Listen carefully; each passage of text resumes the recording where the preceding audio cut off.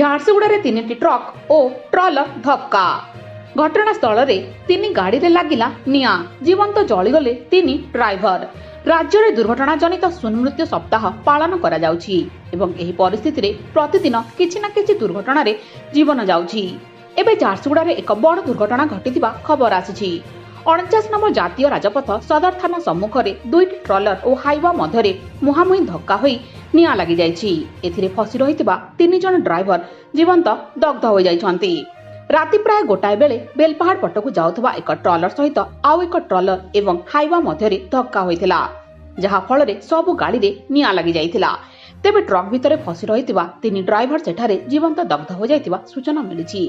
ଏହି ଡ୍ରାଇଭରମାନେ ଜଣେ ଗାନ୍ଧୀ ଛକର ହୋଇଥିବା ବେଳେ ଜଣେ ତାଲଚେର ଏବଂ ଜଣେ ମଧ୍ୟପ୍ରଦେଶର ବୋଲି ପ୍ରାଥମିକ ତଦନ୍ତରୁ ଜଣାପଡ଼ିଛି। ତେବେ ଯେହେତୁ ଏହି ଦୁର୍ଘଟଣାଟି ରାସ୍ତା ମଧ୍ୟରେ ଘଟିଛି, ସାଧାରଣ ଲୋକଙ୍କ ଯାତାୟାତ ବହୁ ପରିମାଣରେ ପ୍ରଭାବିତ ହୋଇଥିବା ଦେଖିବାକୁ ମିଳିଛି।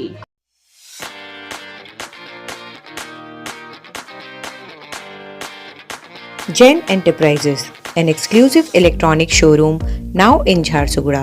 One-stop solution for all your electronic gadgets.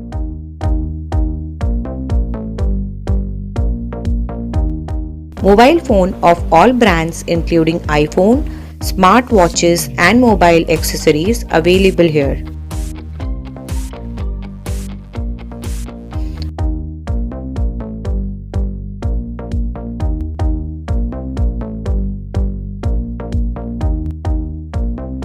Jain Enterprises, Purna Basti Chowk.